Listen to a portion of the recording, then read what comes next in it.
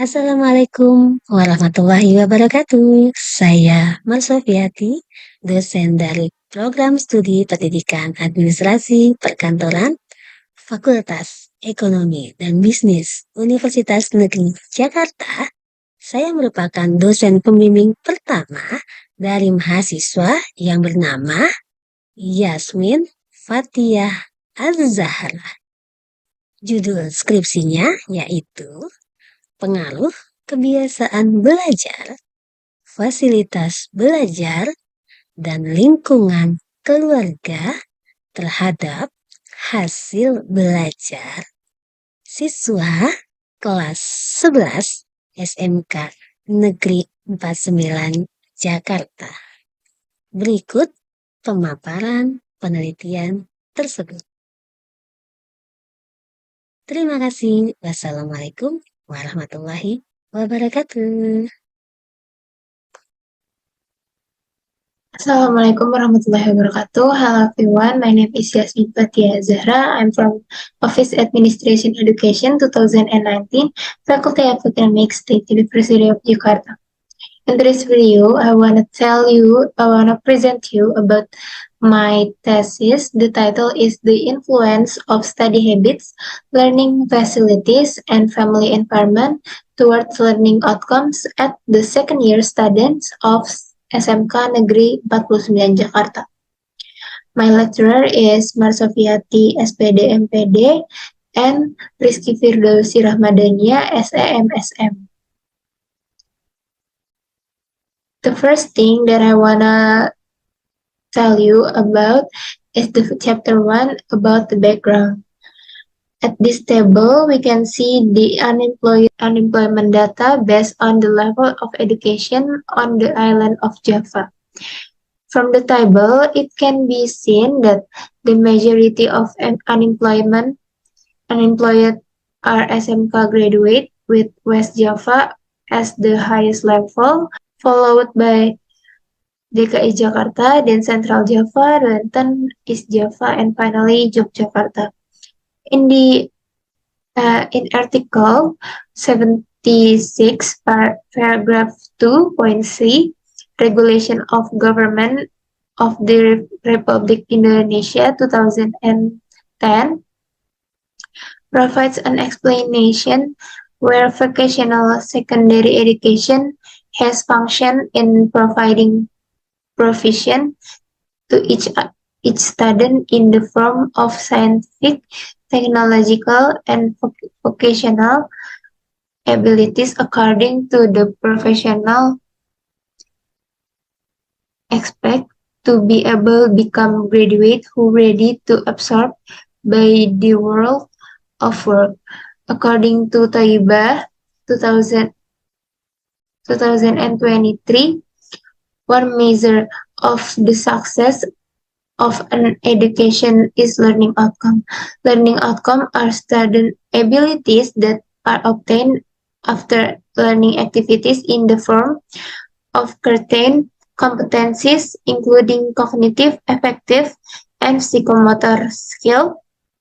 However, according to Aziz, in the application of learning activities, there are still problems in the studying learning process because many students do not understand and master the material well in the subject they study, so that this will have an impact on student learning outcome. Based on the problem, I doing an observation about the factor of learning outcome. And the data is study habits, concentration, family environment, the same age friend, and learning facilities. From the observation, I got the presentation. There are the biggest one is study habit. The second one is learning facilities, and the last is family environment. So I get the three factor of that. Next is the research question.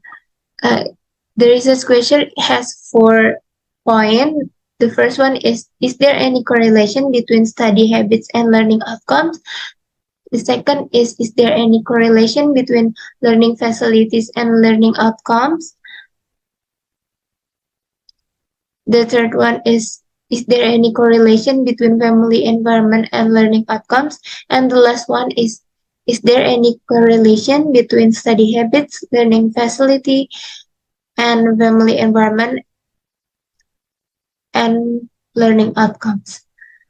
Next is research purpose. This research purpose is to knowing the correlation between study habits and learning outcomes, and then knowing the correlation between learning facilities and learning outcomes.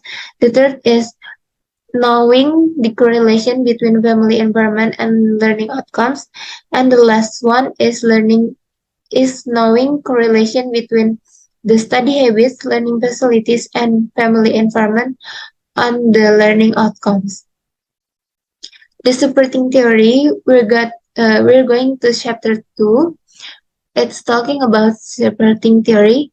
The first one is why variable is learning outcome. The supporting theory is according to Nasution in the book of Supardi 2015. Learning outcomes are a change that occur.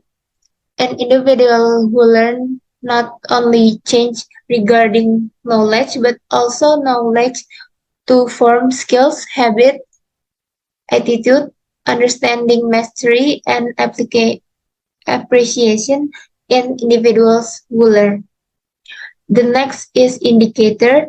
The indicator is cognitive, affective, psychomotoric competence of student. The second one is study habit. The supporting theory, according to Santrik 2011, state that in discussing learning and thinking style, we indicate the student style can vary according to the subject matter the student is learning or thinking about. The same is true for personality and characteristic.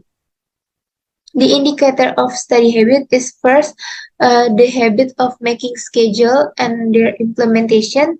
The second is the habit of reading and taking notes. The third is the habit of repeating lesson material, and the last is concentration. The X2 is learning facility. Supporting theory of this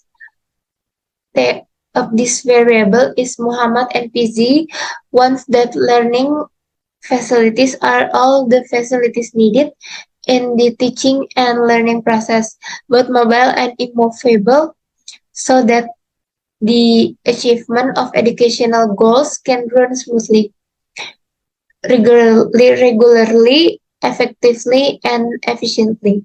The indicator of learning facilities is first place and study room. The second is sufficient lighting. The third is availability of books, and the last one is complete learning equipment. The fourth is family environment. Supporting theory of this variable is Semiawan has said that the family environment is the first and main media that directly or indirectly influence behavior in student development. The indicator of this variable is how parents educate, relation between family members, how atmosphere. 4 is family economic situation. Next is definition of parents, and the last one is cultural background. Next, we're going to talk about the hypothesis development. The H1 is there is an influence between study habits or learning outcomes. The H2 is there is influence between learning facilities and learning outcome. The H3, there is an influence between the family environment on learning outcomes. H4 is there is an influence between study habits, learning facility, and the family environment on learning outcomes. The chapter 3, we're going to talk about research place and time. Time of this research can seen at this table, and the place of research is at SMK Negeri 49 Jakarta. Next, we're going to talk about the population sample and research design. The population of this research is 191, and the research design is primary and secondary data,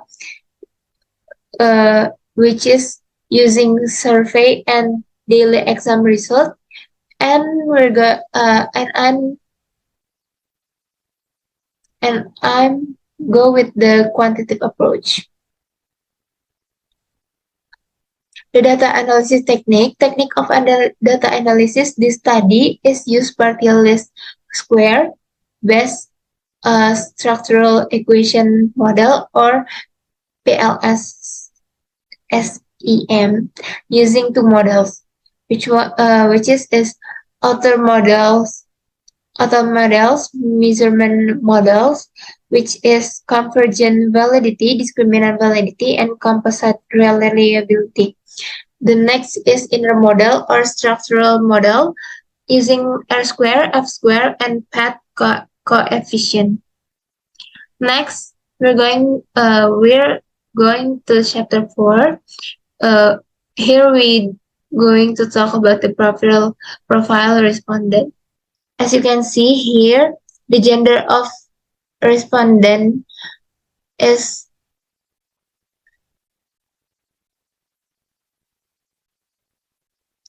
male and female, which is male with 14 or 11%, and the female are 118 or 89%, which is the sample is 132, and this is the respondent profile based on expertise program, which is management perkantoran with 16, and management logistik with 25, business retail with 21, business digital with 24, akuntansi with 22, and design komunikasi visual with 24, which is the summary is 132, with the presentation is 100%.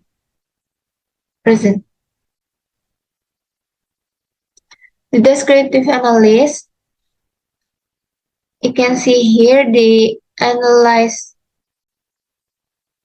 descriptive analysis of learning outcome at the y variable, which is learning outcome. I am using a daily exam result, daily exam 1 and daily exam 2 of kewirausahaan, which is it has a y1.1 with 4.36 mean, and mean 1, max 5, standard deviation 0.78, and the respondent is 132, and the y1.2 with mean 4.8, minimum 1, maximum 5, standard deviation 1.3, and the respondent is 132. And you can see here also for the X1, which is study habit. Next, you can see here too at descriptive analysis, X2, which is learning facility, and the X3, which is family environment. The author model, first thing is convergent validity. I use this used to determine the validity of each relationship between indicator and constructs or latent variables. In convergent validities, the loading factor value must be more than 0.7 to be said to be valid. Here I have a data is all valid. Next is discriminant validity, which is discriminant validity HTMT, which with X1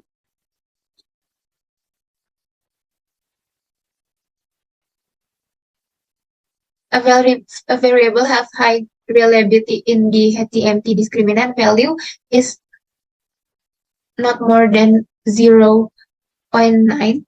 Next is for the Laker validity discriminant result will be fulfilled if the diagonal axis is greater than the value of other variables, and if each indicator x1, x2, and x3 and y has a greater value than the loading of other construct, it can be concluded that the discriminant validity cross-loading analysis is valid. Next is composite validity. You can see here a validity is said to have high reliability if the composite reliability value is more than 0.7 and the AVE value is more than 0.5. The result of the composite reliability test here show that all variables have composite reliability values and Cronbach alpha which is more than 0.7 and AV values more than 0.5. So it can be said that all of these constructs are reliable. The inner model, here you can see the R square result and the F square result based on the result obtained from the table 421. It can be seen that the R square value for the learning outcome variable is 0.3042, so that it can be said that there is an influence of 34.2% between the variable study habits, learning facilities, and family environment to the variable learning outcomes. Next is F square. Based on the result of the F square, it is known that the result of the three variables are moderate because F square value is more than 0.15. The hypothesis thesis. If the result of the calculated path coefficient value are positive, it can be interpreted that there is a positive influence between the independent variable on the dependent variable. Table 1.96. In the path coefficient table, it can be seen that the level of significance of or probability hypothesis can be accepted when the p-value is not more than 0.05, so that it can be said that there is a significant influence or H0 is accepted. We're going to be talking about discussion. First thing is H1 accepted based on the result obtained t-static 2.6686 and p-value 0.04, so that H1 in this study is accepted. In line with research conducted by Indira, Budiana, and Tarigan and Sari. Next is H2 accepted based on the result obtained. The static is 2.617 and p-value is 0.004, so that H2 is in this study is accepted. In line with research conducted by Yuliana, Tarigan Sari, and Kurniawan. The next is H3 accepted. Based on the result obtained, the static is 3.351 and p-value is 0, so that the H3 in this study is accepted in line with research conducted by Sutardi and Sugir Harsono, Kartika, and Yuliani. H4 is accepted based on value F square. S1 is 2.617, so that H4 in this study was accepted. In line with the research conducted by Putra 2022. The last thing that I want to tell you is about suggestion for the future research that will be conduct research on a similar topic, namely the lab readiness. It is better to be able to add other factors of variable that can influence learning outcomes, such as interest, learning motivation, concentration, and learning method. This is expand the research variable in order to get even more varied finding. The second is more broadly to the scope of research sample, such as adding classes of merging several schools. This might further strengthen the result of research on learning outcomes. So that's it for me. I hope this video is concern you a lot about learning outcome. Thank you for watching. Wassalamualaikum warahmatullahi wabarakatuh.